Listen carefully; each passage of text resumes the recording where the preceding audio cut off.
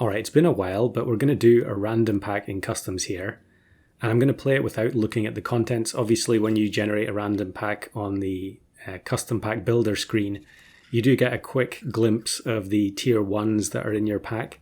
But given that you're going to see them on turns 1 and 2 anyway, I don't think it really makes too much difference. But throughout this run, we're not going to look at the pack icon at all. We're just going to hope that we got some decent stuff. Because you really need some decent stuff to compete with anyone who actually has a pack that they've designed themselves. Which, to be honest, is probably going to be 90% of people. 99%, I would imagine. It would actually be really nice if there was an option to choose to play a random pack and then you get like a little icon or something beside your name so that people can tell that you're playing a random pack. Something that would encourage more people to do it. Because it does kind of result in more unusual teams, I think. Now, I will say that this is not going to be an unusual team. You'll see that develop as we pick up some of the pets that are going to make it into our final build. But every time you start out, you see things like Bulldog, Atlantic Puffin. These are things that most people are not putting in their custom packs unless they are going for the achievement. So why did I decide to upload this run? Well, when I'm playing a random pack, I don't really mind too much if it ends up being a loss.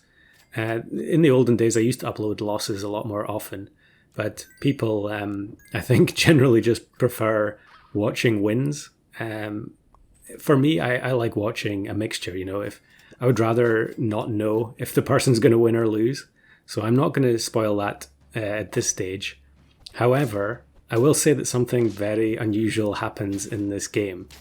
And when I saw it, I kind of did a double take because I don't know if I've ever seen it happen before. And that is, we're 2,000 plus hours in. We're way over 2,000 hours. And this may be the first time I've seen it happen. But we are only on turn 5 here, so let's not get ahead of ourselves. It has been quite a decent start, although we did see some rubbish in the shop like Bulldog and so on. We have got both Sphinx and Clownfish. Capybara as well. So, if you looked at this team, it wouldn't be too atypical for a standard custom pack. However, we do know that the odds of having a chocolate or blobfish pill aren't going to be great. So there's a decent chance that, we're not going to be able to farm level ups quite as regularly as you would otherwise. So actually here I'm saving the Sphinx because I just want to be able to reset the magic lamp. Once it goes down to zero, once the toy breaks, rather, we want to be able to reset it. And then we find the stoat, so we get the double level up buff. Kind of frustrating that the stoat is going to be the unit that takes all the buffs because we were going to want to sell it next turn. I guess actually, because I don't know what tier 4s are in the pack, I could save it. But I think I do end up selling it. I guess we'll find out now. But we also took Fig. Fig has been in so many videos of the last month or so because it helps out so frequently, especially in situations like this where you really just want to maintain your hearts and then try and hit the jackpot later on. And talking about hitting the jackpot, we sell this stoat and get a level 2 Clownfish. So it is a little bit awkward here because I don't want to sell the cappies yet, but we roll into Skunk. So I think I will sell one of them and take... I'm considering, okay, we are going to just combine the Clownfish. I was considering there keeping it frozen and then waiting until such time as I can just sell the Capybara and bring in have the triple Clownfish. We really want to get the absolute most we can out of each level up because, especially since the Sphinx could end up running out in a second, and there's probably very little chance of there also being Waffle as well. There is Flying Squirrel, but it would be a level 1 magic lamp if we did that, and then it's only a +1/1. So we get the level up on the Skunk, and then we get Beluga. So we're definitely freezing that. You really just have to freeze the best stuff. You have to take the best stuff when you're playing a random pack. You just have no chance otherwise. So I guess in that respect, this is going to be a little bit atypical, the type of team I end up with here. So we also get double Crane in the shop, despite having the Beluga frozen. It would be nice to activate the Sphinx one more time, but we're just going to take the level up now. We can't afford to mess around when we only have 2 hearts. And we're only on 3 trophies as well. So freeze T-Rex, another auto take if you're playing a random pack. Unfortunately here, the Kappa is only going to spawn on their side, but luckily the melon from the crane does what it's supposed to do, and we get the win. Now we have to try and work out what we're going to do here. So I think I can't really greed any longer for the Sphinx, so we just need to sell it, bring in the T-Rex. Yeah, we'll just combine the clownfish, bring in the T-Rex, and then bring in the beluga as well. I'm not going to put anything inside the beluga this turn.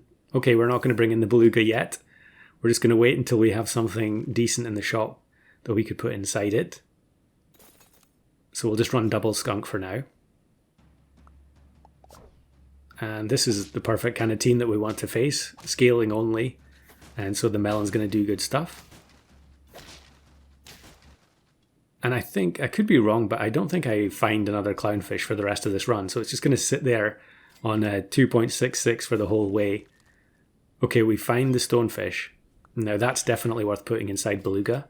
So we could buy waffle. It's funny, I was mentioning earlier it was unlikely we would have access to waffle. And now that the Sphinx is gone, waffle shows up. We also get eggplant, which is incredible. So we're definitely going to take that, probably just put that on the crane. You'll love to see a team like this when you've got skunk, where they've just invested everything into one unit. And so that's another pretty free win. So yeah, we do also have eagle in the shop, so we could just put that inside beluga. But I think I was at this stage, you know, I've got skunk, I've got T-Rex. I think I would rather have something a little bit more atypical inside the beluga. And hopefully it will pay off a bit later on. We end up facing this leopard team, but I think we're going to be okay, yeah. Luckily the leech only has 4 attack there. So we're starting to win every turn, and actually there you can see there is a crow. Maybe I didn't notice that until this stage, but I could have sold T-Rex, I guess, but I think when you get to this stage in a random run, you know, you're getting close to the end, you're just so fearful that it's all going to fall apart. Because you can get to a stage where you're just rolling, hoping for anything, and because there's no chocolate available usually, your later turns become so inefficient. And as you can see here, I'm rolling hoping for clownfish, but unfortunately not getting it. We do get a level 3 skunk though, which is a massive improvement, and we'll go for the level 2 beluga. I've got the fig frozen because I'm just waiting for the opportunity to put something else inside beluga instead of the stonefish. Although I think in the end I am just going to keep it. Now our skunk here only has 29 health, so very quickly, you know, it's not going to have enough health to survive the first hit. But this is beautiful. You know, this is why you take eggplant, because you're just going to automatically beat these elephant blowfish teams. We get the level up on beluga, and I think we are coming up to the round where the very interesting and unusual thing happens. Maybe not necessarily interesting, but it's definitely unusual. So keep your eyes out for it, and then after the end of the battle, I'll rewind, and you can see if you manage to spot it. So here we go, Spino plus Parrot. You do see this quite frequently because, you know, Spino is such a strong unit. It has actually been changed in the recent update so that it gives health, more health than attack now. And it's also has poorer base stats. But we end up narrowly losing here. And we're just going to rewind that and see if you spotted this, because it is incredibly unlikely. But the fig results in the whale being killed off. So the level 3 skunk instant kills the whale. It gets moved. So instead of swallowing the eagle, it's now going to swallow the deer. And that means that there are 2 start of battle feints. I mean, there would have been anyway, but there's 2 start of battle feints. So the 2 Spinos are going to be triggered twice. And all 4 of the buffs hit the eagle. And that was the only way for the eagle to instant kill the skunk. So, I mean, I replayed it multiple times, I think, at that point, because I just couldn't believe what had happened. So I guess that's what? Is that 1 in 256? Someone in the comments can let me know how unlikely that was. Maybe I'm overselling it. But I don't think I've ever seen that happen before. And I've played an awful lot of games. And then here on 9 wins, turn 16, we face another whale Spinosaurus team, which is very weird. You know, sometimes the matchmaking is just like that. And we're hoping that they don't have many rolls. Luckily, the crane is going to be able to one-shot the Nessie, and the surprise stonefish knocks out the shark for the win. So let me know in the comments, if you had anything rare happen to you recently, where you just had to replay the battle because you couldn't believe what you've seen. That one definitely took me aback.